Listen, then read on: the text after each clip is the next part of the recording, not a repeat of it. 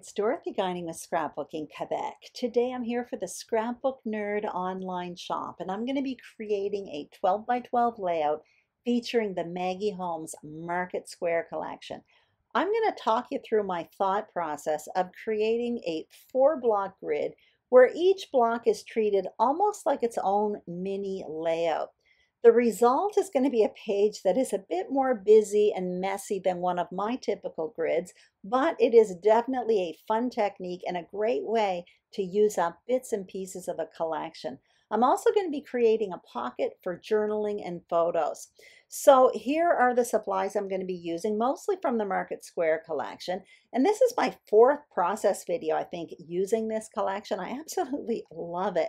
I threw in some wood grain paper from Simple Stories, and the Scrapbook Nerd is well stocked in the Market Square collection, so I will link up the products I use and the shop in the description box below. So let's get started. And I did do a bit of preparation in advance. So there is a frame style foundation with 3 sheets of paper, and I gutted 2 of them. I am showing you that I rounded the corners on the top cardstock, the white cardstock. There is a tutorial on my channel where I explain how to make one of those frame style foundation pages, so it will be linked below. I'm showing you that I matted 3 photos. Now each one of those matted photos has 2 extra layers of cardstock behind it because there is going to be a lot of layering on this layout, so I'm going to want those photos to be somewhat substantial so that they pop off the page.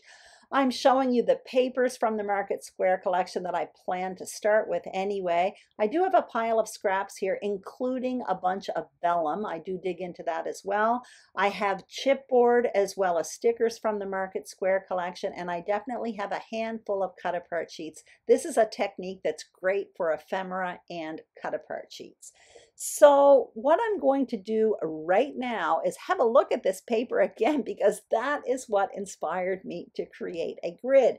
You can see off camera, I took it, I cut it into 4.5-inch blocks, and now I'm showing you the photo. So the first thing I'm going to do is take the wood grain paper that I gutted from behind the foundation page, and I'm going to create a second mat for each one of these photos. This second mat measures 1/2 inch larger than each one of those photos. I do end up cutting a 4th block with this wood grain paper. I will work with that 4th block later on. I'm going to be creating a pocket with it towards the end of the video. Once I get these photos matted or double matted here, everything else is going to be treated individually. I am going to be working on 1 block at a time, 1 photo at a time, and I'm not at all going to be thinking about the entire layout. I'm just going to be thinking about 1 block at a time. So I'm showing you right now how the photos are going to be double matted. That is where the similarities end. Now what I'm going to do is work on the largest photo. It's my focal point photo, and this one is going to have the most layers. So I have the 2 photo mats, white and wood grain. Now I'm cutting down some vellum. Basically, no real measurements here. It is basically a bit longer than it is wide. I cut it in half. I kind of staggered them and I ripped the ends. So that is a layer, and now I'm digging into the cut apart sheet. So you saw me tuck in that blue piece there. I'm going to find another one. I end up going with the pink. I'm not thinking too much about color schemes here. I'm working within a collection. Everything matches, and I do know the colors of the 4 blocks that are going to make up the base of my grid. That's as far as I'm thinking for colors. So once I'm happy with that, I'm going to adhere these layers together. You can see I have the wood grain, then the blue ephemera piece. Now I'm putting on the vellum, then I'll put on the pink piece of ephemera, then the photo. So I really am working within the layers of the photo mats here. And this makes a nice little chunky cluster with a photo. Now this one is going to have the most layers. I'm going to work on photo number 2 here. This one will have layers, but fewer than the one I already worked on. And this photo is a little bit smaller. So at this point I have the 2 photo mats, white and wood grain, and I'm adding 2 pieces of ephemera. So I have that blue one there. I think it's actually a cut apart sheet. Anyway, I'm cutting it in half, and I'm going to have it kind of pass through the photo from behind. And I do the same thing with another cut apart sheet. That's that little tag there. That's the one I end up using. Once again, I cut it in half and I'm going to have it kind of pass through the back of the photo. So that passes through basically in between the white mat and the wood grain mat. So I'm happy with that. I'm going to adhere it all together. And once I'm finished with this, I will work on photo number 3. But photo number 3 is even going to have less than photo number 2. So what I'm going for here is one really full of layers, the second one fewer layers, and you're going to see in a moment the third one basically no layers at all. All I end up doing is matting the photo twice. So the white one's already there, and then I'm adhering it to the wood grain. I do add more to all of these clusters, these photo clusters at the end, but this is what I'm starting with. I also have that fourth block there that I haven't touched yet, the wood grain paper. I'll be showing that to you in a moment. And that one there will be my pocket, and I will work quite a bit with that one later on. So now what I'm going to do is play around with placement with these 4 blocks. They are all different colors. I'm going to place the photos on top of it. I do know I want my title, my journaling box, and what will eventually be my main embellishment cluster in the top left, but I don't know what color that block's going to be. So I'm just playing around. No rules here. All I'm looking for is something that pleases my eye. And eventually what I end up going with is the yellow block in the top left. That's going to be where my pocket's going to be. I liked how that yellow stood out behind that wood grain paper. So once I'm happy with the placement, now I'm going to adhere these 4 blocks to the foundation page. To do this, all I'm doing is placing them so that they measure 1 inch from the edge of the white foundation page. So I'm doing that all around, and that makes it even all around. I don't make you watch all of this. You'll see in a moment. It will all be adhered, but it's not difficult. I just selected a distance and respected it all around. Once that's done, what I will do is adhere my 3 photos on top of their chosen blocks. Now you can see, especially in the bottom right, the entire pink block is not quite, but almost entirely covered up with the layers in that photo cluster. And that's okay. That's part of the game when you create a layout with lots of layers. You wouldn't get a layered look if you were not willing to cover up things. That's the only one though. Everyone else, every other block, you can see it quite well, but you still can see some of the pink underneath that block in the bottom right. Now what I'm doing is working on that pocket. So I took that 4-inch block of wood grain paper and actually trimmed it down a bit. So now it measures 4 inches by 3 3/4 inches. And I took a 1 3/8 inch circle punch and just punched out a notch at the top there. The size really doesn't matter. The idea there was I just wanted to punch out a half circle to add a notch just to indicate that it's a pocket. And I'm using the VersaFine Clair Morning Mist. It's like a dark gray ink, and I added a bit of ink around all of the pockets. Now what you see me doing is getting out this scoring tape, and I'm going to add it to 3 sides of my pocket. This is a tape that I use whenever I create anything interactive on a page, including a pocket. It's super heavy duty. So I'm adding it to 3 sides. I will adhere that on top of that yellow block. And now what I'm going to do is work on my title, the main embellishment clusters, as well as filling that pocket with tags. Now, when I create this block, this first one here in the top left, actually what I do here is going to determine my choices for the finishing touches on this page. I'm showing you the title. Now my title is going to be Weekly Food. The alphas I use, the big ones, are from an older Vicki Boutin collection. That one no longer exists, but there's something extremely similar from the Vicki Boutin Fernwood collection. Really cool letters. They're chipboard. You can pop them up. You can color them. You can use them like I do here, just as they are. And the tiny letters there for weekly, those are from the Obed Marshall Fantastico collection. They're puffy letters, and I particularly like them because they are really, really tiny. So in this case, it doesn't take up much room. I don't have much room for a title here. I am going into the sticker sheet and I'm selecting some stickers for my embellishment cluster and placing them on wax paper. So I started with the biggest one, which is that floral cluster there, which incorporates all of the colors. So I'm happy with that.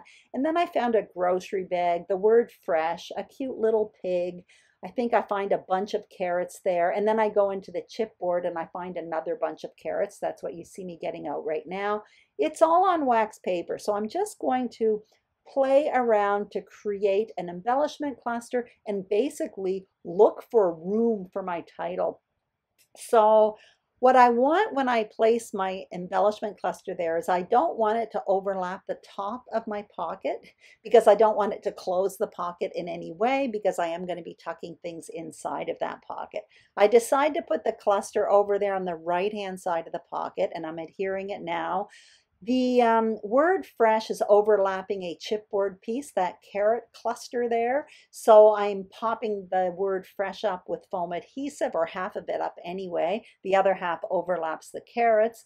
And I'm not sure what to do with the title at this point, whether I want it vertical or horizontal. So I'm going to move forward. And at this point, you saw me get out a tag that I cut out with one of my dies from my stash, and I'm adding a photo to it. And the photo is of some groceries that I forgot to buy, or I needed to go back to the grocery store to buy. So I snapped a photo of that. And I'm also showing you a little piece of ephemera there. And that piece of ephemera says, "You are super," and I added the word expensive from the alphas that are part of the sticker sheet there. This is a story about how much I spent on food, our groceries, for 1 week in January 2022, which is the kind of thing I like to document in my albums. I don't know, maybe not every year, but at least every 2 years, just to give an idea of the cost of living, basically. And that's why my journaling is going to be hidden in this case. You can see there I'm having to reinforce the alphabet on there, where I put the word expensive. That is from the sticker sheet. Now I'm having absolutely no problem at all with the other stickers, but the alphas do seem to be popping off on me. I don't know why. All I did was add a bit of liquid adhesive behind that. Now that I know what the tags are going to look like coming out of the pocket, obviously I have some finishing touches, but I have a good idea of what it's going to look like. Now I'm going to make a decision on the title, and I do decide to place it on the horizontal like that.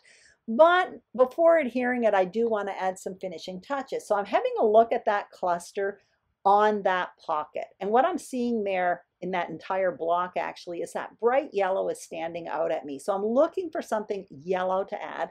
You saw I have 2 stickers there. They are flower stickers. So that repeats the color yellow, which is really what I'm looking for, but it also repeats the flowers that are in the top left as well. So at this point, I'm thinking of tucking them in the complete opposite corner, and they do stay there for a little while, but you're going to see towards the end I switch that up a bit as well. I want to add a visual triangle here. There's a lot going on, and I'm not going to worry too much about visual triangles, but I would like at least one strong one. And what's really standing out for me now is that color yellow. So I have this cut apart sheet that almost looks like a little tab, but I don't know where to put it. I'm thinking down there towards that photo with the box in the bottom left. So I'm playing around with placement. I decide at this point to go get a stamp set. This is a stamp set from Elizabeth Craft Designs called Destination Phrases. I really love this stamp set. Anyway, with the VersaFine Clair black ink, I stamp out the word good things, and I'm really happy with that. I think I'm going to pop it up on foam adhesive, so I'm actually adding a little bit of cardstock behind that tab right now, but I still don't know where I want to place it at this point. To me, when I place it up, it's like I'm not creating a visual triangle with it, but you're going to see later on, I end up switching up the placement of those flowers over there on the right, and it really helps with my visual triangle. So at this point, I decide to forget about placement. I adhere the title down. You can see it there, and I did pop them up on foam adhesive. And it's at this point I decide to change the placement of those yellow flowers over on the right, and then I put that tab on the bottom left, and I'm much happier. I have a visual triangle in yellow, and I'm satisfied with that. Now what you see me doing is adding reinforcers to those tags that are going in the pocket. That piece of ephemera that says "you are super expensive," I punched a hole in it as well to turn it into a tag. And behind each one of those tags, I am going to be doing some journaling. Now what I want to do is finish off the other little pieces, and you can see I'm got some enamel dots out there. Those are from Pink Fresh Studio. I want to add something in that tag above the photo on the top right, but I don't want to add another string. I feel I've got strings in one area, and if I do it in two, I'll feel the need to do it in a third, and I don't want to. So I add an enamel dot, that silver one, in that tab on the top right, and then I add two of them on each side of that little banner that says "good things" in the bottom left. Now I'm just tucking in a few extra pieces of ephemera and stickers in that cluster in the bottom right. I end up adding a little bunch of carrots, which is a sticker, and I have this little strawberry ephemera piece, which I find it's not the same color, but it kind of is a repetition of that word "fresh" that's in the top left cluster. And basically, I am pretty much done here. Anyway, I'm quite happy with this grid. Like I said, it's busier and a little bit more messy than my typical grids, but I really do have fun using this technique. And basically what I did was I treated each photo like its own little block, and I added layers, but for each one of them I did them with different amounts of layers. So the focal point had a lot of layers, the next photo fewer layers, and the third one basically no layers at all. When I created the title block, I created the main embellishment cluster there, and once that was placed down, I used that main embellishment cluster to basically make decisions on how to finish off my layout, essentially creating a strong visual triangle around the page. And I did that by adding those yellow flowers over on the bottom right, as well as that yellow tab on the bottom left. So basically that is it. I hope you enjoyed this video. If you did, I'd greatly appreciate a thumbs up. If you haven't subscribed to the Scrapbook Nerd YouTube channel, we would be absolutely thrilled if you did. The same thing for my channel, Scrapbooking Quebec. Don't forget to check out the shop for these supplies, and there are tons of supplies there. Thank you so much for watching, and I'll see you soon on YouTube. Bye-bye.